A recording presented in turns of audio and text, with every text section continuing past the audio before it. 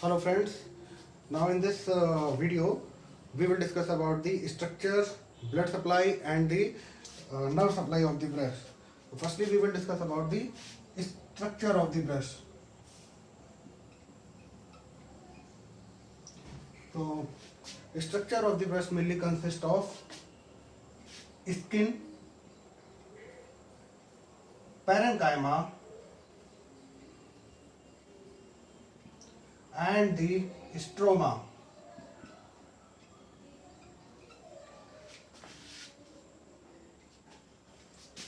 If we talk about the skin, so skin has two features. Skin of the breast has two features: nipple and the areola. If we talk about the parenchyma, so parenchyma also known as glandular tissue of the breast.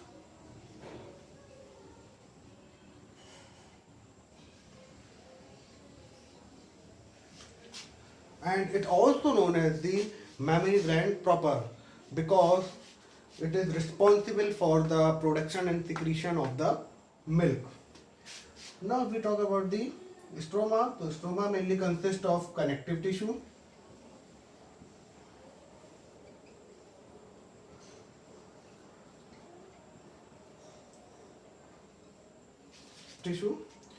connective tissue that is known as connective tissue is also known as suspensory ligament of Cooper.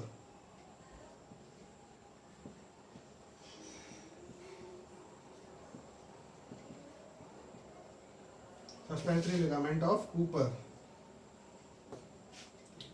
And second one is fat.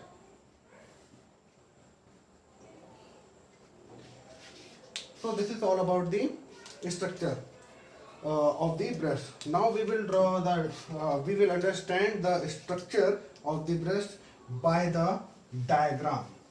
So firstly we will discuss about the skin by the diagram of the breast. So we will draw the diagram of the breast. This is breast. This is foramen of Langer.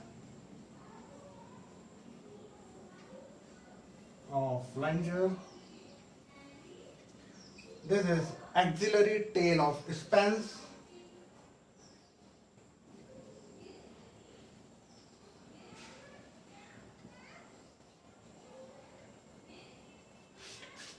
Now, and this one is breast.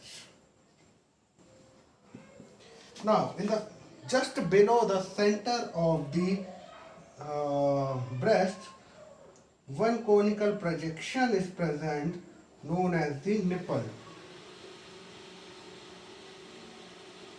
So, nipple is located just below the center of the breast at the level of fourth intercostal space. This is important.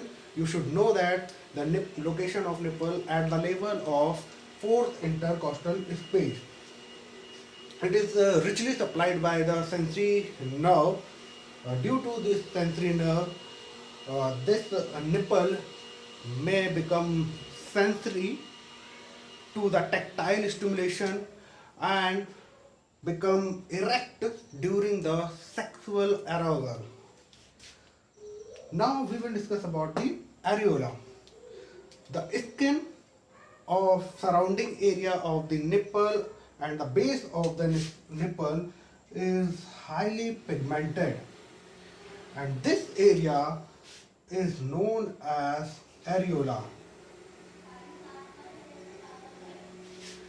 This areola consists of large number of sebaceous glands. These are the sebaceous glands.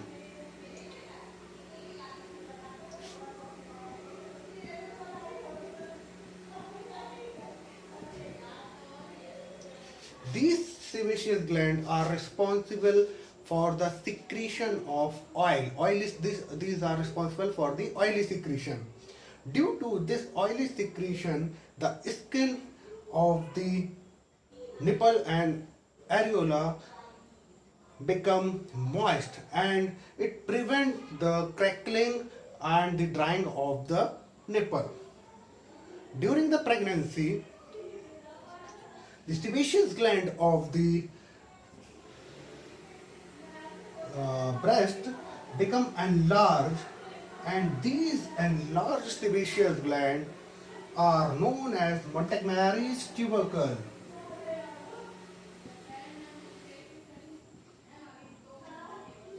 Montgomery's tubercle.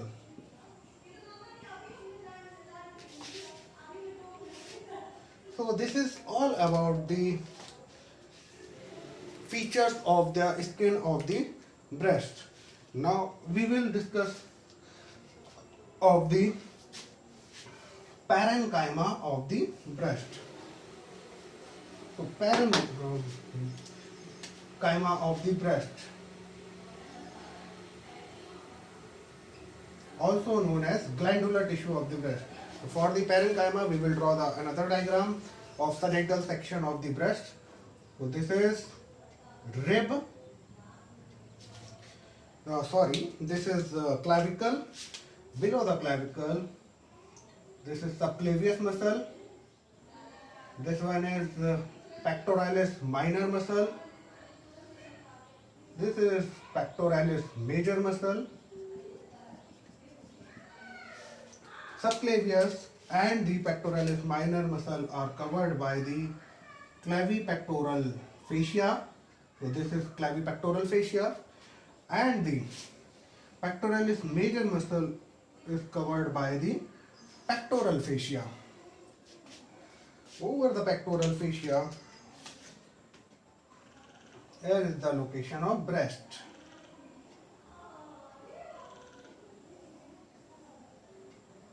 And this is the glandular tissue or parenchyma of the breast.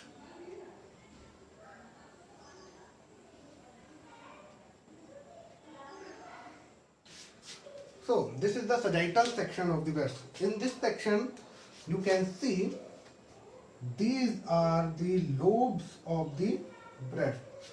These are lobes of the breast, and this dilate area near the nipple is known as the lactiferous sinus.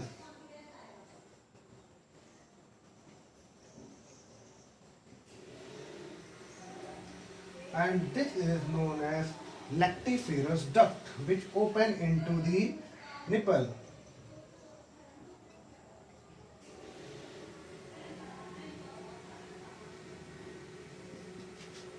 This is lactiferous duct, and this is pectoral fascia.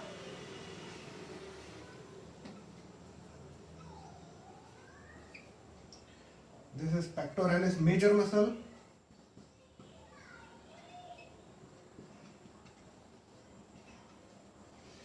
This is pectoralis minor, subclavius, and clavipectoral fascia. So, if we talk about the parenchyma of the breast, the parenchyma of the breast mainly consists of the 15 to 20 lobes of the breast. These 15 to 20 lobes are arranged in radial fashion in the breast. So now what is the radial fashion? Now you can see this is breast and this is nipple. So these lobes are arranged in this manner.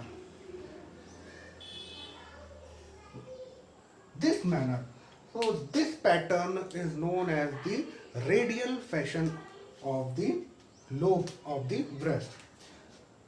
So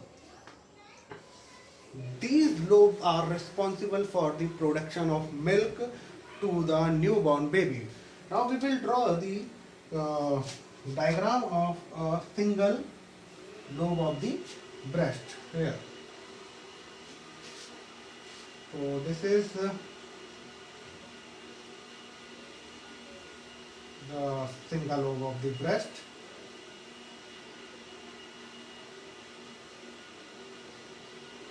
This is lactiferous duct, lactiferous sinus,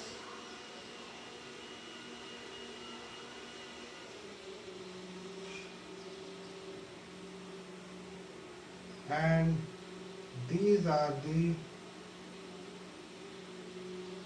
lobules of the breast, and lobules of the breast are formed by the clusters of acini cells. These are cluster of acini cells like a bunch of grapes. These cluster cells present in the lobe like a bunch of grapes. These acini cells are responsible for the production and also the secretion of the milk. In this area you can see this highly pigmented area. This is nipple and this is areola and the nipple. This is lactiferous duct.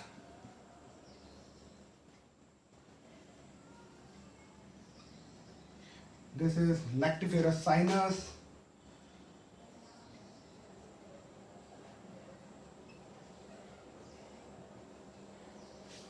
This is fat,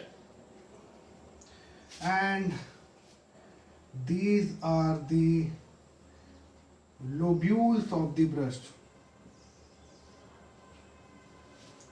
and this is single acini. So if we talk about the single structure of the single lobe of the breast, the single lobe of the breast mainly formed by the small cells, small clusters of the acini. These cluster of acini together form the lobules of the breast, and lobules of the breast connect with the lactiferous duct, and when the milk is produced by the acini cell, it travels via lactiferous duct up to the nipple. Near the nipple you can see the lactiferous duct become enlarged or dilate to form the lactiferous sinus. This lactiferous sinus is responsible for the reservoir of the milk. So this is all about the parenchyma of the breast. Now we will discuss about the stroma of the breast. So you should know that stroma of the breast is mainly consist of connective tissue and the fat. Stroma of the breast mainly formed by the connective tissue and the fat, and connective tissue is the suspensory ligament of Cooper. For the stroma we will draw another diagram of parietal section of the breast. This is clavicle, subclavius muscle, pectoralis minor and the pectoralis major muscle. This is clavipectoral fascia, pectoral fascia. Over the pectoral fascia, this is breast, and this is glandular tissue of the breast, also known as parenchyma of the breast. So if we talk about the connective tissue of the breast, the connective tissue of the breast become condensed to form a fibrous septa known as the suspensory ligament of the breast. This suspensory ligament connect the skin of the dermis of the breast with the pectoral fascia, and it also connect the glandular tissue of the breast to the pectoral fascia. You can see in this diagram, these are the suspensory ligaments which connect the skin and also the glandular tissue of the breast with the pectoral fascia. Suspensory ligament of Cooper.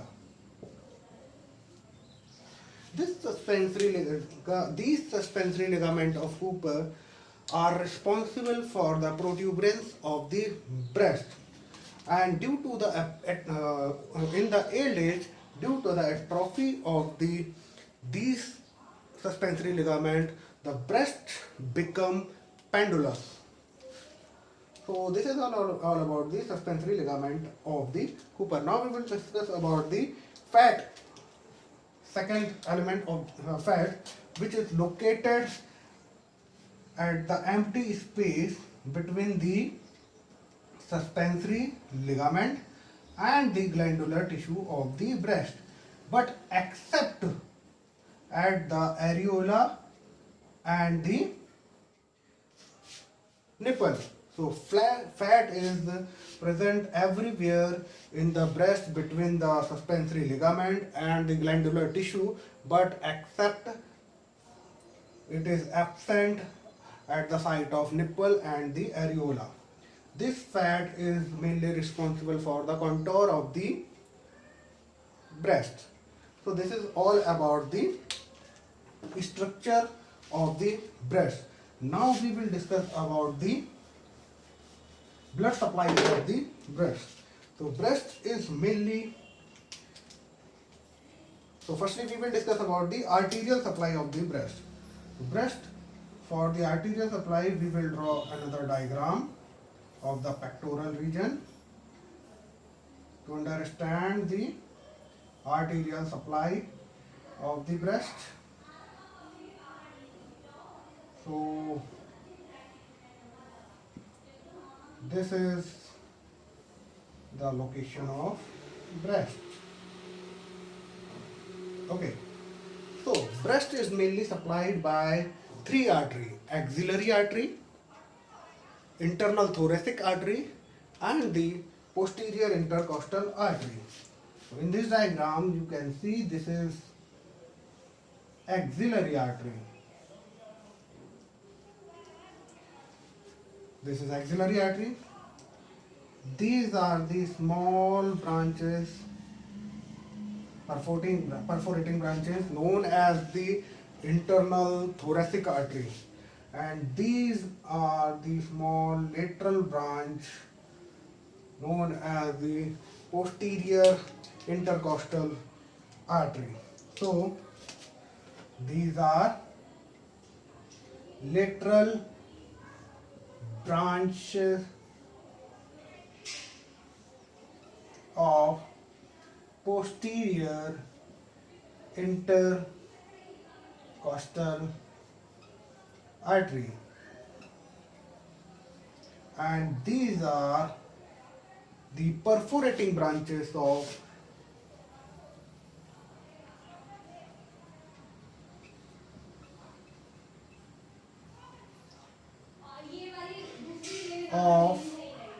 internal thoracic artery.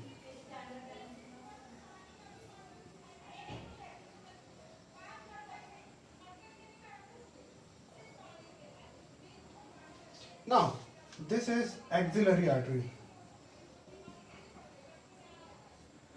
From the axillary artery, three branches arise and supply the upper part of the breast. This is superior thoracic artery, acromiothoracic या फिर thoracoacromial artery, and this one is lateral thoracic artery. So this is superior thoracic artery,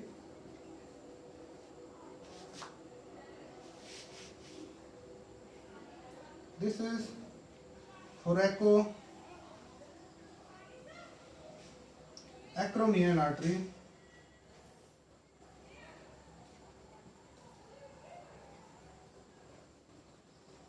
and this one is lateral thoracic artery.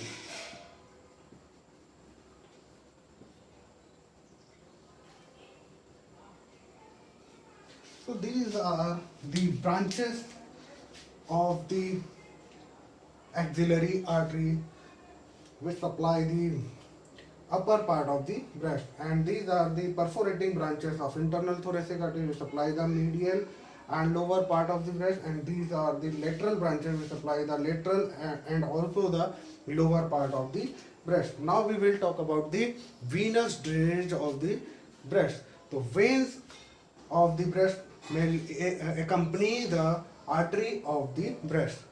So if we talk about the vein, the veins are the axillary vein like axillary artery,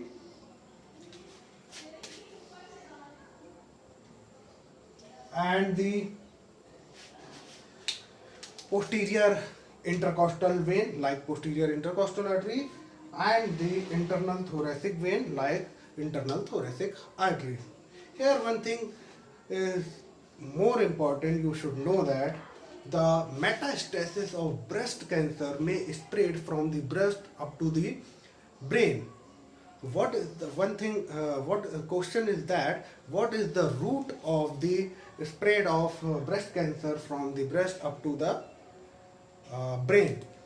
So the cancer cells of the breast may travel via posterior intercostal vein and reach up to the vertebral venous flexus.